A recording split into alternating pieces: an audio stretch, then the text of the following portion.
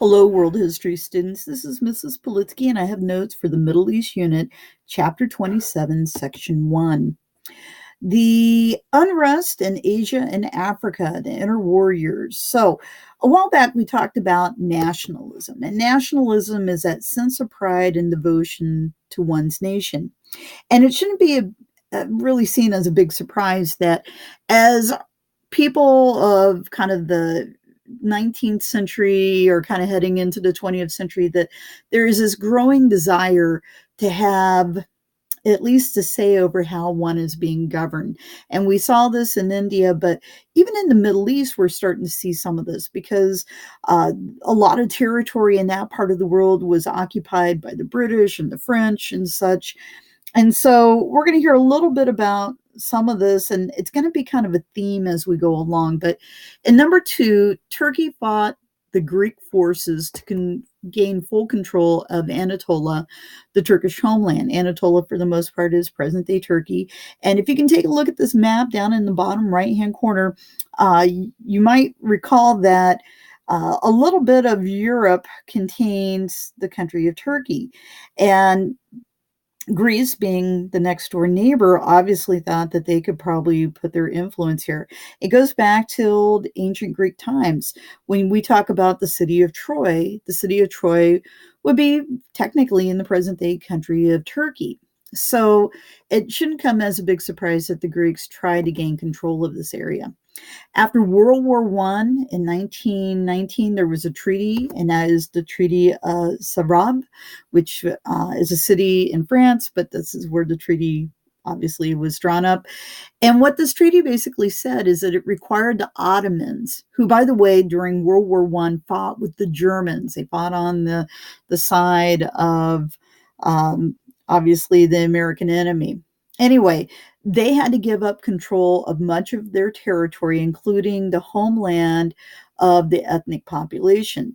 The Turks, under the leadership of Kemal Mustafa, who you see pictured below, fought these plans and the Greeks. And so in October of 1923, Kemal Mustafa and his followers established the Republic of Turkey.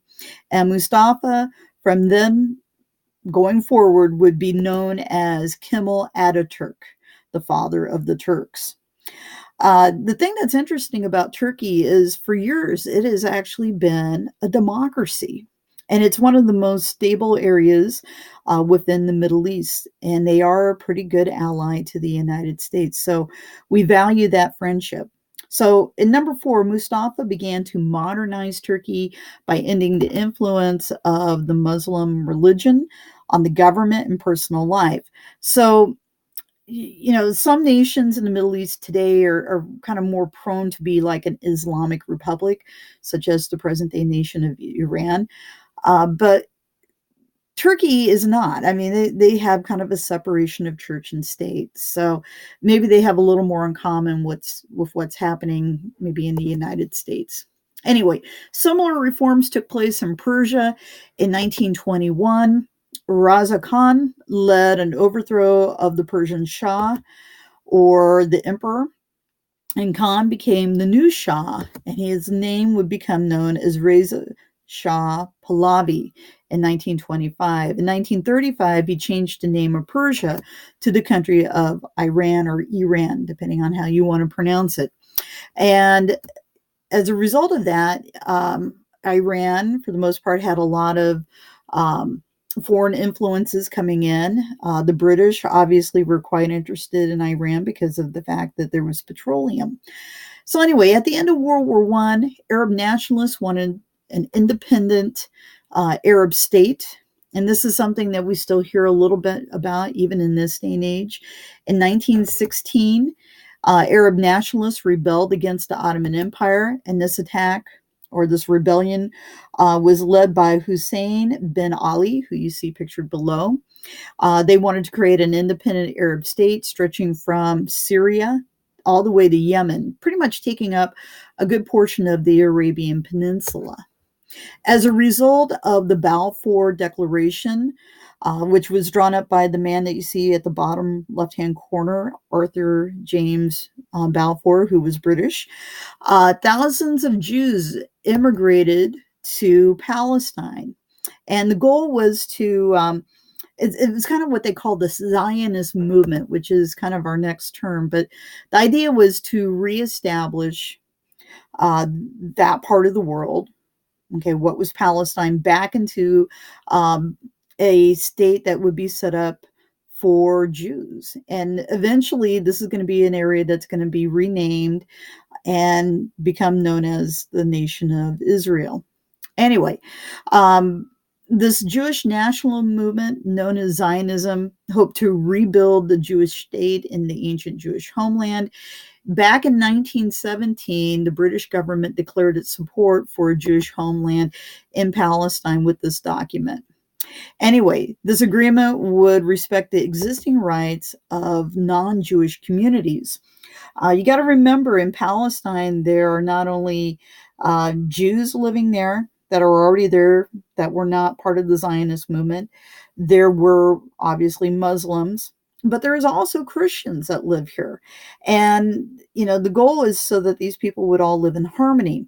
Well, as time goes by, and with all the desire for nationalism and having independent states, there becomes a wedge that's going to be driven between these different religious groups that still is kind of a burden yet to this day and age. Anyway, after World War I, the British and the French established mandates in the Middle East. France gained Syria and also the nation of Lebanon. The British gained control of Iraq and the nation of Palestine. Both Arabs and Jews were unhappy with this arrangement. And I think part of it has to do with the fact that you have these outside forces, the British and the French, that are governing people. And hence, again, we're going to have a call for nationalism that's going to arise. Anyway, in 1921, the British gave the eastern part of Palestine's mandate to Hussein bin Ali's son, who was known as Abdullah. And this becomes the Kingdom of Transjordan, or present-day Jordan. That same year, the British installed Hussein's son, Faisal, as the king of Iraq. So even to this day, there's kind of this kind of family relationship between the nation of Jordan and the nation of Iraq that even existed even in the time of Saddam Hussein. Anyway, in the mid-1930s, Palestine's population grew as Jews and Arabs immigrated to this land. And soon after, violence breaks out between these two groups, which kind of continues yet to this day and age. The British granted independence to the nation of Egypt. And part of that was because the Egyptians were, again, calling for nationalism. The British, before this period of time, had finished building the Suez Canal. And I think there comes a time when the Egyptians are going to want to take ownership of that. Anyway, the British realized they could not maintain full control of the nation of Egypt. And as time goes by, as we get into the time of the Second World War, the British are still going to be kind of in the background as far as Egypt is concerned. But there's always going to be a need for the British to come in to fight, the invading forces of the Italians and eventually the Germans. Anyway, after World War I, North African Arabs also took action to win independence, and the British controlled Egypt. Egyptians who had helped the British during World War I demanded their independence from them. They thought that, hey, we'd worked really hard. This is what we should get back. And this is kind of the same sentiment that you're going to see in places like India. Anyway, the protests swept the nation, resulting in the deaths of many Egyptians. The British gave in eventually, and the Egyptians were able to declare their independence in February of 1922. And Egypt's independence was a victory for nationalism. Thank you very much.